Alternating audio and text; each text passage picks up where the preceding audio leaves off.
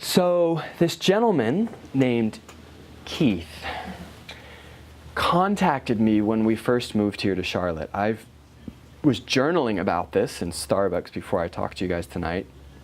We've been here for just over 6 years. I was walking over to Starbucks, and I remember when my wife and I came here, and we were literally living in a room. We were living in the servants' quarters of a mansion right across the street. And yeah, it was actually kind of cool. It's a beautiful house. And I didn't have any tables. I didn't have an office set up yet. I had been on like a 7-month sabbatical before that. We were contemplating whether we were going to live here or live in Mallorca, Spain. You're thinking, Mallorca, Spain, or Charlotte, North Carolina? There were so many reasons leading us here. There were so many reasons leading us here. And my ego sense was like, why would we move to that boring city? Like, we need to be in Mallorca, Spain. But Mallorca wasn't working out. It wasn't easy. It wasn't working. It wasn't happening. So we came back and we decided to land in Charlotte. Well, many things transpired. We got here, and this man named Keith called me. And he had gotten I don't remember how he got my phone number, but his daughter told him he needed to call me. So I got this message on my machine. I don't have an office. I don't have any tables. And he had the deep, deep southern accent. He's like, Matt, my name is Keith Wilson, and I have stenosis of the spine, and my daughter told me I need to call you. I'm in a lot of pain. And I was like, well, Keith, I'm so sorry you're in pain. I really would like to be helpful to you. I don't have any tables. I don't have an office yet. I'm just finding where I'm supposed to land. Okay. He kept calling. Matt, this is Keith Wilson. I have stenosis of the spine. I'm in a lot of pain. Can you help me? It's like, as soon as I have tables in an office, I will call you. So I'm excited. Here's my first client, right? And so we actually moved in across the hall where they sort of designed this office for us. And I had this tiny room with 2 or 3 tables, and my wife was the front desk person. She's a highly trained psychotherapist. She was also taking a break, and she used to work really intensely in East Los Angeles at like the ghetto of ghetto hospitals in the psychiatric unit, and she was just a little fried, so she was happy to run my front desk. Well, anyway, Keith finally came. Keith came in, and I did what I do with all of my new clients. I'll meet with them and talk with them for 30 or 45 minutes, and then I do a series of tests to see what's going on in the nervous system and what's happening in his spine, what's happening in his stress response. But it was so funny. He would come in and he'd be like, okay, Keith Wilson, I got stenosis of the spine. I got pain.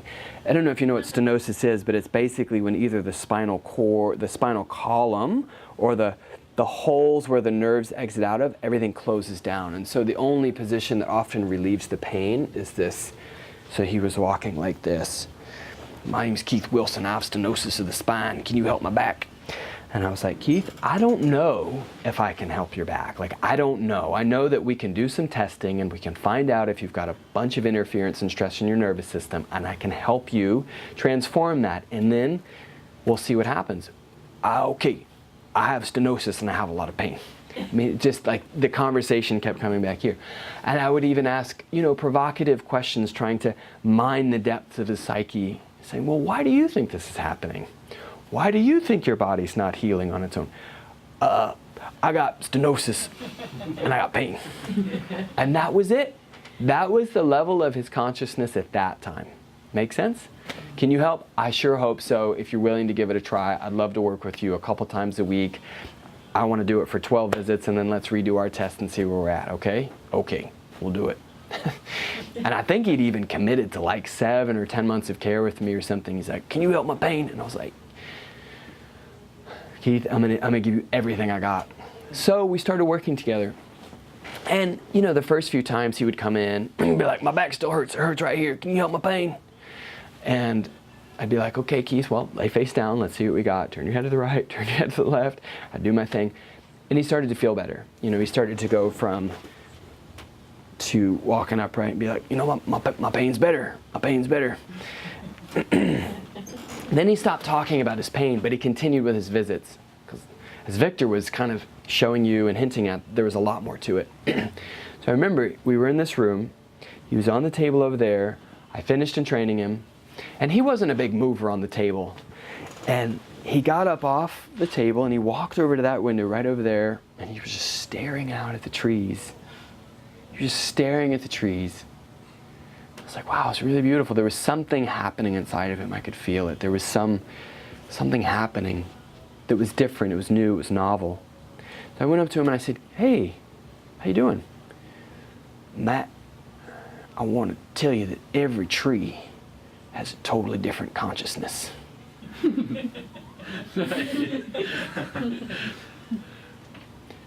Like this dormant wisdom, like this dormant curiosity of life, of realizing that every living thing has a cool essence to it. And if we just pay attention, you can feel that. Each person has a different neat essence and vibration, plants, trees, animals.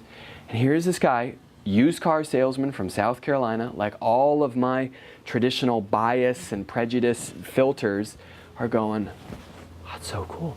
And so I decided at that moment to not interfere at all. And I said, Keith, that's great. I'll see you on Tuesday or whenever I'm going to see you again. And he went out. And so his growth began to really transform. And as a couple, well, as you know, and maybe, Lisa, I don't remember if you ever came to one of my retreats, but we do these immersion retreats where I'll work with people anywhere from 1 day to 6 days, and I work with them in sort of an immersion setting. And he came to one of these 2-day immersion retreats. And we had people broken into little groups, and they were sharing, important, poignant moments of their life. And I walked by, and I overheard him talking, and he was saying some very important things. Now, before I tell you what he was saying, I want to back up. He started coming into the office and saying things like, I don't know what it is, but I just want to hug everybody. I just want to love everybody. I was at Starbucks, and I almost can't hold back telling people I love them. I go to Walmart. And what was also very poignant and interesting to me is he had become estranged from one of his daughters. And part of his healing is he realized as he woke up, as he awakened, that he needed to bring that relationship back together. I mean, seriously, back pain or healing with your daughter, you tell me which is a higher priority. He started doing that. And he also had sort of fallen into what we would call an invisible divorce, a couple that stays together, but they're still, they're not together. They just live together and they pay the bills and they're basically roommates, but it's not like a soulful, passionate marriage. So he'd fallen into that, and he was really reconciling with his wife. Meaning, this had become the opportunity for him to enter into the chrysalis, whereby he was being rebirthed, not in a reborn, born-again sense. He was just becoming who he always was, and his body was transforming, his brain was transforming, who he was, his essence was beginning to come out. Naturally, the pain got better, but the wisdom started to shine through, and the relationship started to heal. And that's what I think is the coolest thing. Back to this retreat, he's sitting in a circle, and he said, if I was to go now, I'd be completely happy. I feel totally complete. And I thought, oh, that's just wise old Keith. He's just speaking his wisdom. A man who's at peace. Like to be totally at peace with yourself, that I could drive home tonight and not make it, and I'd be totally content. To hear that, such deep wisdom. He had lived well and he was ready to die well. It's deep, deep wisdom. It's embodied wisdom. That, he went to the weekend, and I remember he kept saying, I don't know what's going on here, but I don't know what y'all are doing, but I like it. And obviously, with the general crowd that would be attracted to my work, you had a lot of, yogic people and people who are all into this stuff. And then there's Keith, the used car salesman from South Carolina. And he was just one of the tribe. In fact, he was emanating this wisdom of a great sage, really a wise elder. He didn't have that capacity anywhere else in his life. So he shared this thing, and then the next week he came in and he saw a woman in the hall named Susan. And I didn't hear this conversation, but he said to Susan, if I had to die now, if I had to go, I'd be totally happy. I feel so complete with my life. And he passed away that Saturday. He just knew. It's like we're born with this contract, this scroll that unravels, and it's all the things that we need to experience and all the trials and challenges and stuff we have to go through. And it's just like he had completed his contract and he knew. It's like he looked at the bottom and he said, you know, my contract's coming due. I did it. I did it. He was whole. He was whole. He was whole again. I love that story because to me that's the essence of real healing. I mean, forget network, forget this office. I don't mean that as a sales pitch for this work. To me, that's an invitation to life.